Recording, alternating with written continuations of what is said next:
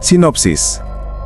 Persaingan Juragan Aris dan Juragan Suro, dua pengepul cengkeh di Banyuwangi tahun 70-an, meningkat menjadi perang ilmu hitam setelah keduanya menggunakan santet untuk saling menghancurkan.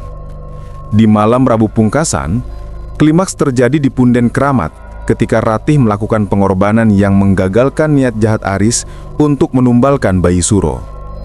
Pertarungan gaib itu berakhir tragis.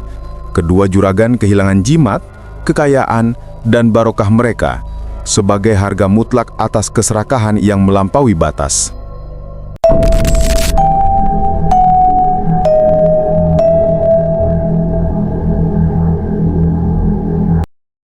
Sebelum kamu dengar kisah ini, pastikan kamu sendirian. Pakai headsetmu, kunci pintumu, dan matikan lampu. Karena cerita ini bukan hanya untuk didengar, tapi dirasakan. Selamat datang di Laku Gaib, channel yang berisi kisah-kisah horor tentang pesugihan, tumbal, dan perjanjian gaib yang masih hidup di sekitar kita. Beberapa berasal dari cerita nyata, sebagian dari legenda yang tak pernah selesai. Jika kamu suka suasana seperti ini, tekan tombol subscribe dan nyalakan loncengnya. Karena di setiap cerita, mungkin ada yang sedang mendengarkan bersama kamu. Di Desa Kemuning, di kaki Gunung Ijen, pertengahan tahun 1970-an adalah era keemasan. Udara yang dingin dan tipis di sana selalu dipenuhi aroma cengkeh yang tajam dan memabukkan. Pohon-pohon cengkeh tumbuh subur, menghasilkan uang layaknya menanam emas di tanah. Di tengah kemakmuran sesaat itu, berdiri dua nama yang mendominasi, Juragan Aris dan Juragan Suro.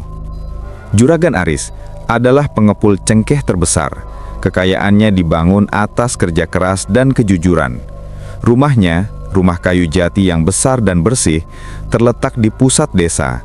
Aris adalah pria yang disegani, perawakannya kokoh, dan wajahnya selalu memancarkan ketenangan seorang pemimpin yang berakar pada adat istiadat, tetapi terbuka pada cara dagang baru. Di belakang kesuksesannya ada Ratih, istrinya, wanita Jawa Timur yang anggun dan lembut, yang selalu menyiapkan kopi pahit dan tempe menjes terbaik untuknya. Bagi Aris, hidup adalah tentang logika. Semakin keras ia bekerja, semakin banyak cengkeh yang ia dapat, semakin besar barokah yang ia terima. Ia tidak percaya pada tahayul, meskipun ia lahir dan besar di Banyuwangi, tanah yang dikenal memiliki rahasia gaib yang tak terhitung. Juragan Suro, di sisi lain, adalah bayangan yang bergerak dalam kecemburuan. Gudang Suro terletak di pinggiran desa, lebih besar, tetapi selalu terasa kosong. Suro adalah pria paruh baya dengan tatapan mata yang selalu menyiratkan ketidakpuasan. Ia iri pada nama baik Aris di kalangan petani dan kekayaan yang diperoleh Aris secara bersih. Suro ingin memonopoli seluruh pasar cengkeh, dan ia percaya untuk mengalahkan Aris, ia harus menggunakan cara yang lebih cepat, lebih gelap, dan lebih kuno daripada sekedar modal besar. Persaingan mereka sudah berlangsung selama 5 tahun. Awalnya hanya sebatas adu harga dan lobi. Namun pada musim panen terakhir, musim yang menjanjikan hasil tertinggi dalam 10 tahun, ketegangan mencapai titik didih.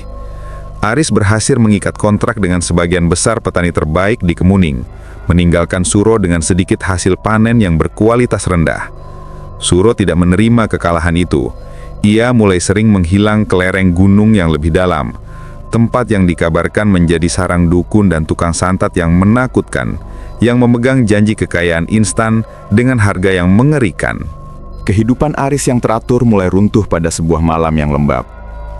Pukul 2 dini hari, Aris terbangun karena hawa panas yang luar biasa dan bau asap tebal yang menusuk hidung. Ia melompat dari tempat tidurnya. Langit malam di luar jendela kini berwarna oranye kemerahan. "Gudang! Ratih! Gudang kita terbakar!" teriak Aris.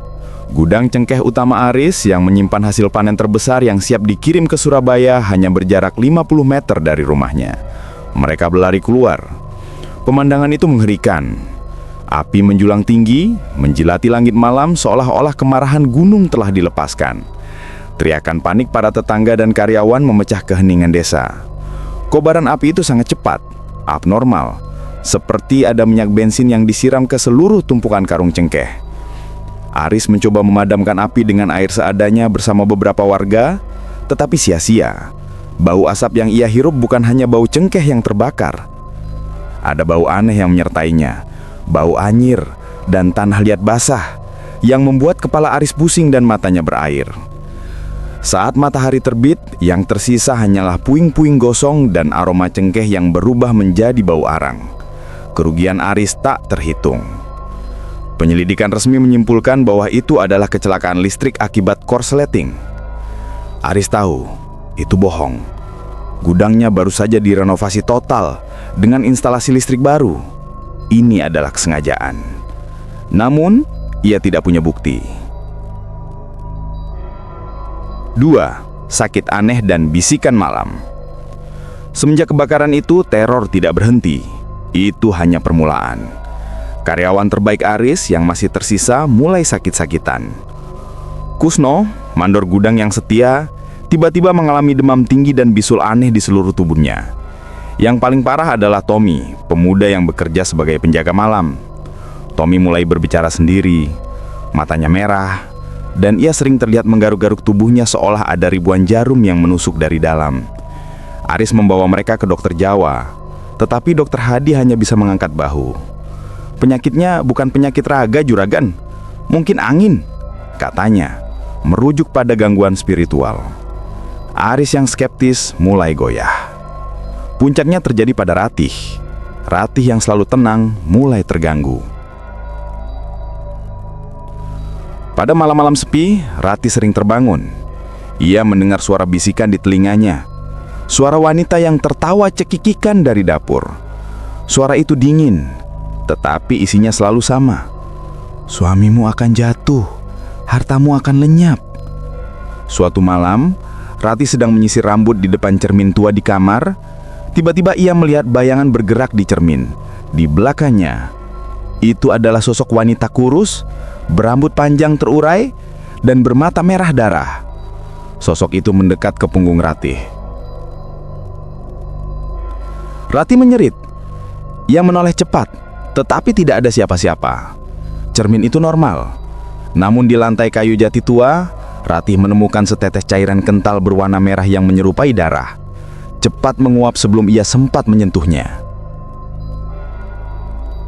Aris mendapati Ratih gemetar, menangis, memeluknya erat-erat.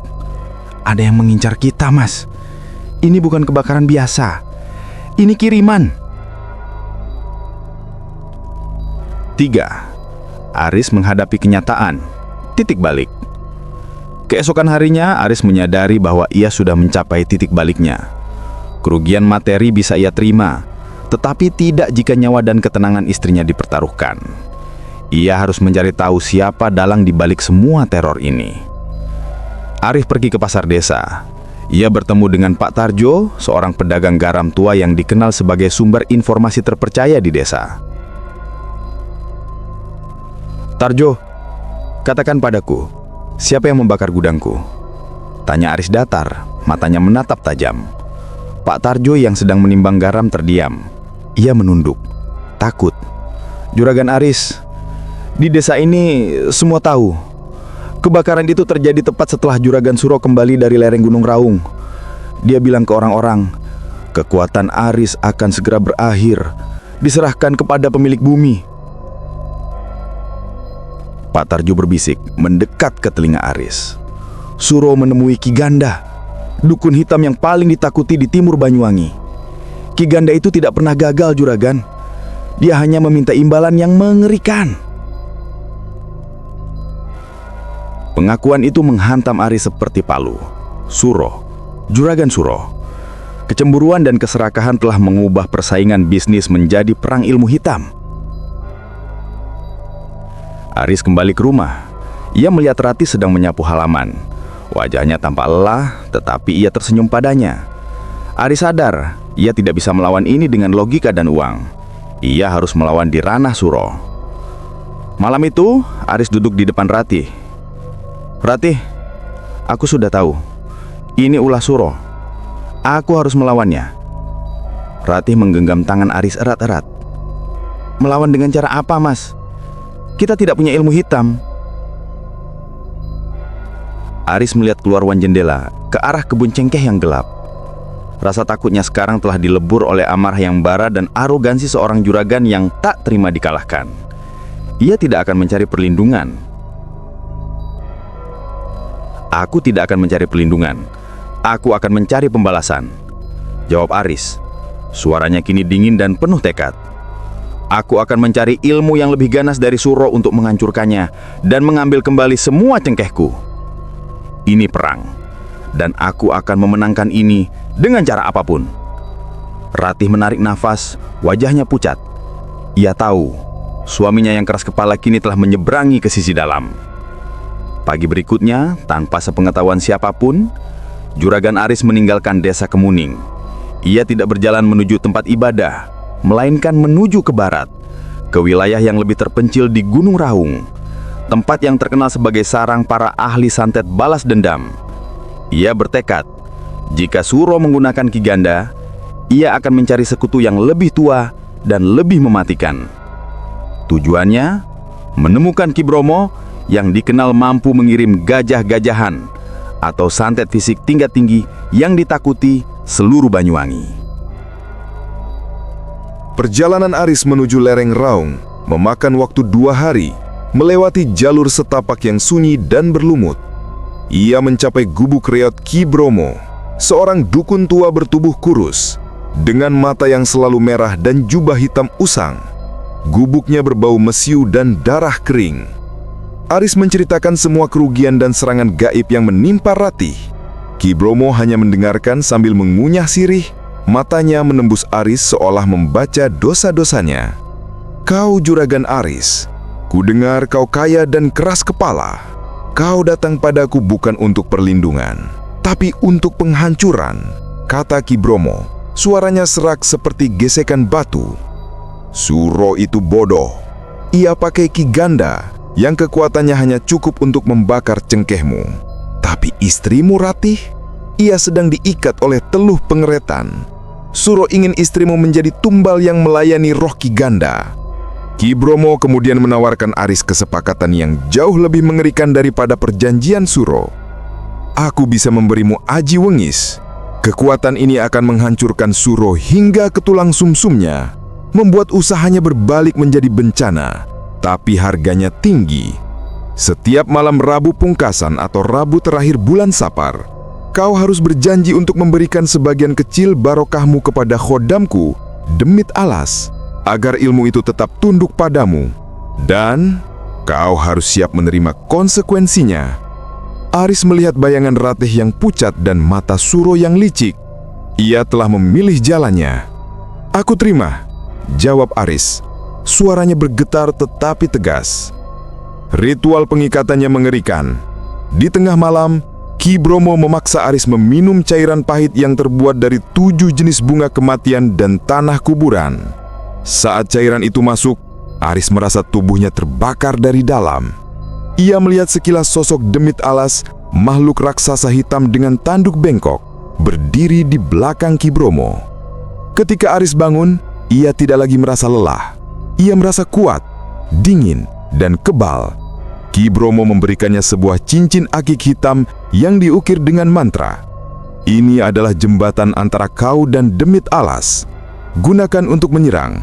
Rabu Pungkasan tinggal 2 minggu lagi. Segera kembali dan mulai perangmu." 2. Suro meningkatkan serangan atau eskalasi. Aris kembali ke desa Kemuning. Ia kini bukan lagi Juragan Aris yang skeptis, melainkan juragan yang menyimpan api hitam di dadanya. Ia menggunakan cincin akik hitamnya untuk menyerang balik Suro. Serangan balik Aris. Aris mengirim serangan awal. Ia menggunakan teluh pengosongan atau ilmu balik modal yang diajarkan Ki Bromo. Targetnya, gudang cengkeh Suro. Malam itu di gudang Suro, karung-karung cengkeh yang baru dikumpulkan tiba-tiba berubah menjadi debu di bawah tangan Suro. Cengkeh yang seharusnya kering dan renyah tiba-tiba lapuk, busuk dan menghilang tanpa sisa, meninggalkan bau amoniat yang tajam. Suro panik. Ia segera menemui Ki Ganda, dukunnya. Ki Ganda terkejut. Kekuatan ini bukan kekuatan biasa. Ini kekuatan dari Gunung Raung. Suro, Juragan Aris telah menemukan sekutu yang lebih jahat dariku.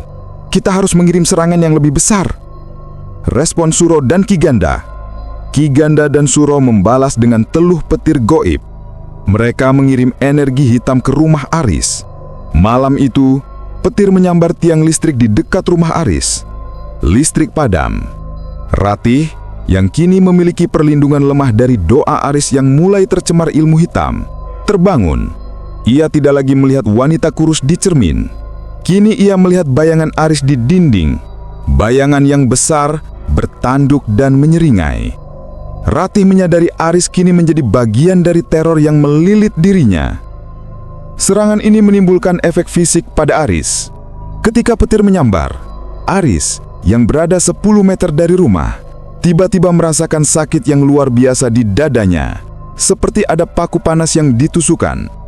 Ia tahu, ia telah menerima balasan dari ilmu Suro. Setelah serangan balasan itu, Aris dan Suro berhenti saling serang untuk sementara. Mereka bersembunyi, menyiapkan kekuatan terbesar untuk Rabu Pungkasan. Persiapan Suro. Suro menjadi gila. Ia menyadari ia harus mengorbankan sesuatu yang lebih berharga. Atas saran Ki Ganda, Suro mulai mengumpulkan darah dari 7 binatang liar dan menjadikannya sesajen di punden Desa Kemuning, tempat keramat di desa. Ki Ganda menyarankan bahwa demit alas milik Aris dapat dilemahkan jika punden dikuasai oleh roh jahat yang lebih tua. Persiapan Aris, titik tengah. Aris kini benar-benar terobsesi. Ia tidak peduli pada Ratih yang semakin pucat dan takut padanya. Ia hanya peduli pada kekuasaannya. Ia mendatangi Ki Bromo lagi. Ki, Suro semakin kuat. Ia menyerangku langsung, raung Aris. Ki Bromo tersenyum lebar, memperlihatkan gigi yang menghitam. Suro tahu ia sudah putus asa. Ia akan menggunakan teluh panggretan terakhirnya pada istrimu di Rabu Pungkasan. Jika ia berhasil, Ratih akan menjadi budak rohnya dan kau akan hancur. Ki Bromo memberitahu Aris bahwa ada satu cara untuk menang mutlak. Aris harus mengorbankan sesuatu yang paling dicintai Suro di punden yang sama, tepat pada tengah malam Rabu Pungkasan menggunakan paku emas osing. Aris tahu apa yang paling dicintai Suro, bukan istrinya, melainkan anak tunggalnya yang masih bayi yang baru lahir di kota. Aris menghadapi dilema moral yang terakhir. Untuk menang, ia harus menjadi iblis. Dalam kebutaan amarahnya, ia setuju. Ia akan menculik bayi Suro dan mengorbankannya di punden untuk memenangkan perang cengkeh ini. Ratih yang mendengarkan Aris berbicara sendiri di kamar, akhirnya mengerti kengerian yang melilit suaminya. Aris tidak lagi bertarung untuknya. Ia bertarung untuk keserakahan baru. Aris kini telah sepenuhnya tenggelam. Ia kembali ke desa membawa tekad hitam, siap untuk pertarungan pamungkas di punden, di mana ia akan bertemu Suro untuk konfrontasi terakhir, dihiasi darah dan dendam. Malam itu adalah Rabu Pungkasan, malam terakhir di bulan Sapar, yang dipercaya sebagai puncak pertemuan antara dua dunia. Udara di Desa Kemuning tidak lagi dingin, melainkan terasa panas dan sesak, seolah napas ratusan makhluk tak kasat mata menekan bumi. Bulan tersembunyi di balik awan tebal, meninggalkan desa dalam kegelapan yang pekat. Juragan Aris mengenakan pakaian serba hitam, tampak seperti bayangan. Cincin akik hitamnya memancarkan denyutan panas, berdetak seirama dengan jantungnya yang dipenuhi amarah. Ia telah merencanakan penculikan bayi Suro dengan detail yang kejam. Ki Bromo telah memastikan rute pelarian Suro dari kota untuk ritualnya, memberi Aris jendela sempit untuk mencuri bayi itu. Namun, Aris menemukan rintangan di rumahnya sendiri. Ratih telah memutuskan. Sejak melihat bayangan Aris yang bertanduk di dinding, ia tahu ia harus menyelamatkan suaminya dari dirinya sendiri. Ketika Aris mencoba menyelinap keluar, Ratih sudah menunggunya di ruang tengah. Duduk tenang di depan meja kayu jati. Di tangannya, ia memegang sebuah keris kecil peninggalan ayahnya. "Mas, kamu mau kemana?" tanya Ratih. Suaranya tenang, tetapi matanya memohon. "Minggir, Ratih. Aku harus pergi. Malam ini Suro akan tamat, dan cengkeh kita akan kembali." Desis Aris, suaranya serak dan asing di telinga Ratih. Ratih berdiri, air mata menetes. "Kamu tidak akan mengakhiri Suro, Mas. Kamu akan mengakhiri dirimu sendiri. Kamu sudah terikat dengan demit alas. Kamu bukan lagi Aris suamiku." Aris maju, tangannya mencengkram lengan Ratih. Cincin akik hitamnya membakar kulit Ratih. Ratih menjerit, tetapi ia mengangkat kerisnya bukan untuk menusuk Aris, melainkan untuk menusuk dirinya sendiri di lengan. Darah Ratih menetes ke lantai kayu. Seketika Aris terhuyung. Demit alas yang bersemayam di akik hitam Aris terkejut karena darah yang seharusnya menjadi tumbal bukanlah darah Ratih, melainkan darah bayi Suro. "Kamu gila, Ratih," raung Aris. "Aku gila karena aku mencintaimu, Mas. Aku lebih baik menjadi tumbal Suro daripada melihatmu menjadi iblis. Malam ini tidak ada yang boleh mati, Mas. Tidak ada yang sepadan dengan harga yang kita bayar." Perkataan Ratih dikombinasikan dengan tetesan darahnya yang tulus sejenak memecah ikatan Aris dengan demit alas. Aris menatap tangannya, melihat bayangan tanduknya menghilang perlahan. Ia sadar ia baru saja akan melakukan kejahatan yang tidak terampunkan. Namun, waktu tidak menunggu. Dari arah punden, terdengar bunyi gung yang memekakkan telinga. Pertanda ritual Suro telah dimulai. "Sudah terlambat, Ratih. Suro sudah di punden. Jika aku tidak ke sana, dia akan menghancurkan kita dan mengambil jiwamu." Aris kembali dipenuhi amarah. Aris berlari keluar, meninggalkan Ratih yang kini pingsan karena kehilangan darah dan kelelahan spiritual. Ia tidak lagi peduli dengan bayi Suro. Ia hanya punya satu tujuan, menghancurkan Suro di punden. Punden Desa Kemuning adalah tanah keramat. Dikelilingi pohon beringin tua yang akarnya menjulang seperti naga.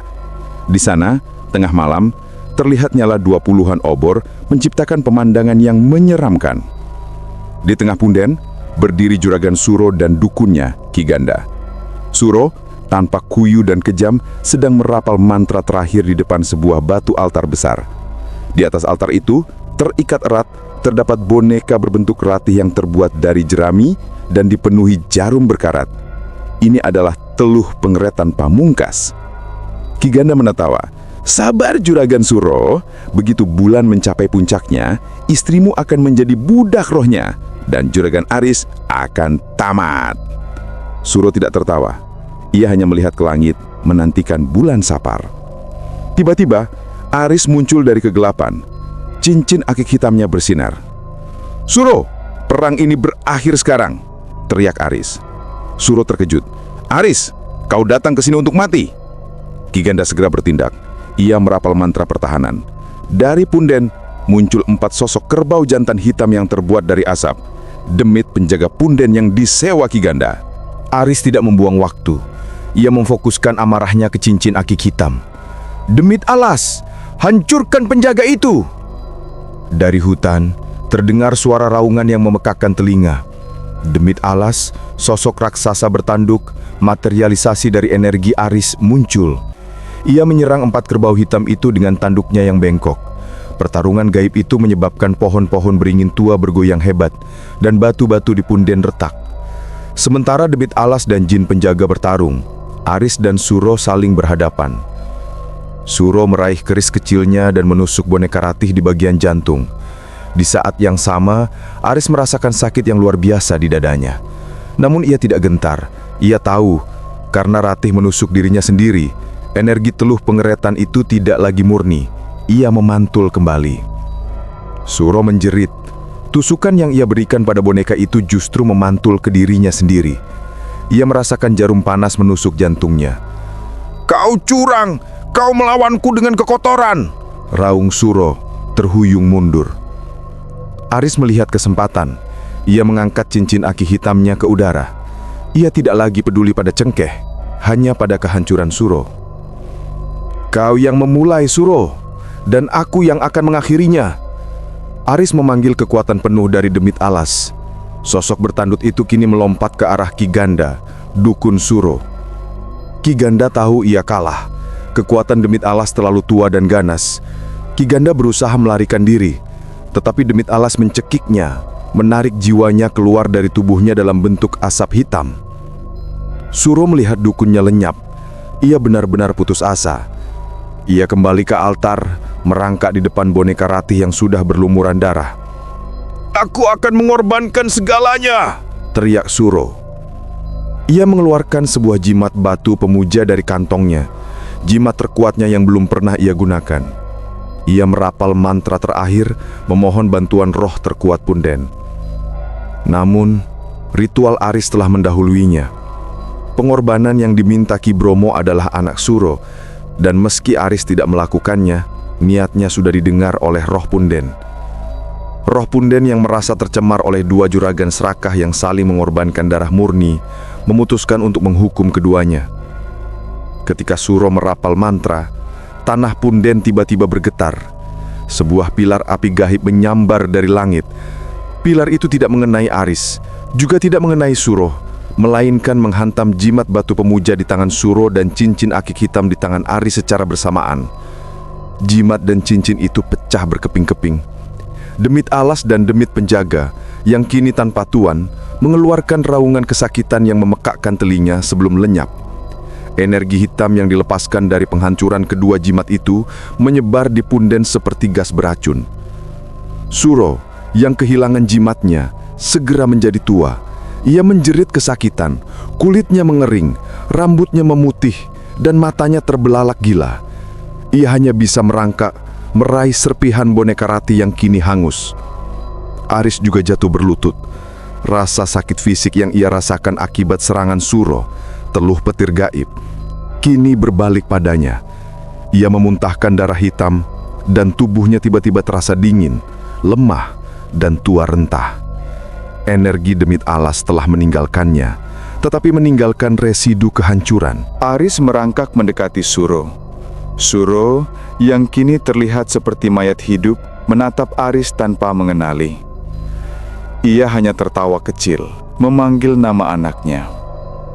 "Anakku, Barokah," gumam Suro, lalu matanya terpejam, dan ia roboh di tanah Punden. Juragan Suro, si juragan cengkeh yang serakah, telah tewas bukan karena santet Aris, melainkan karena harga dari perjanjiannya sendiri yang berbalik menjadi kehancuran total.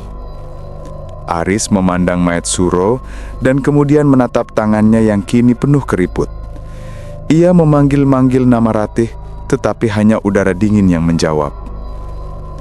Ia bangkit dengan sisa tenaga, berjalan terpincang-pincang kembali ke rumah, meninggalkan kegelapan di Punden yang kini sunyi. Ketika Aris tiba di rumah, ia menemukan Ratih terbaring lemah di lantai. Darahnya sudah mengering.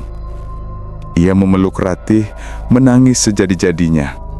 "Ratih, aku minta maaf. Aku sudah jadi iblis." Ratih membuka matanya perlahan. Senyum kecil terukir di bibirnya. "Kamu masih Arisku, Mas. Kamu kembali. Itu yang terpenting." Ratih tidak mati, karena tusukan kerisnya yang didorong oleh cinta dan pengorbanan sejati telah memecah ikatan teluh pengeretan itu, sebelum teluh itu sempat menarik jiwanya. Pengorbanan Ratih telah menyelamatkan jiwa Aris dari kejahatan yang lebih besar. Keesokan harinya, Aris melaporkan kematian Suro sebagai serangan jantung.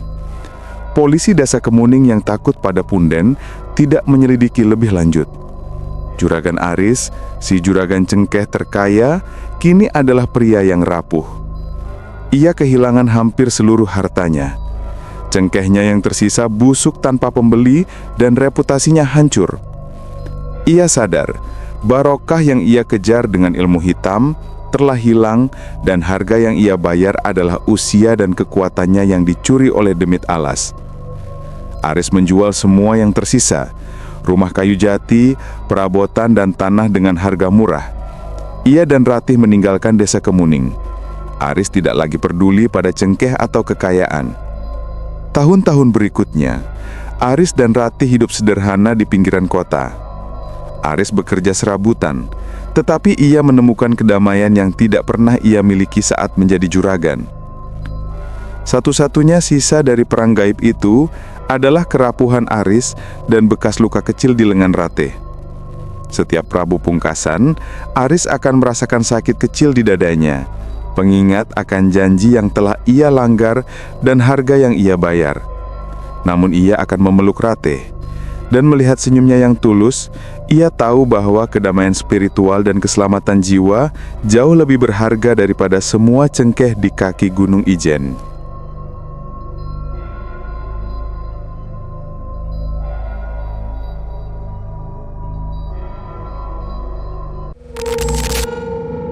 Terima kasih sudah menyimak cerita ini. Jika kamu percaya bahwa dunia ini lebih luas dari yang terlihat, tekan tombol subscribe, nyalakan loncengnya, dan bagikan cerita ini ke temanmu yang paling pemberani. Kita akan bertemu lagi di kisah selanjutnya. Tapi ingat, jangan terlalu percaya pada apa yang kamu lihat, karena yang gaib justru jarang terlihat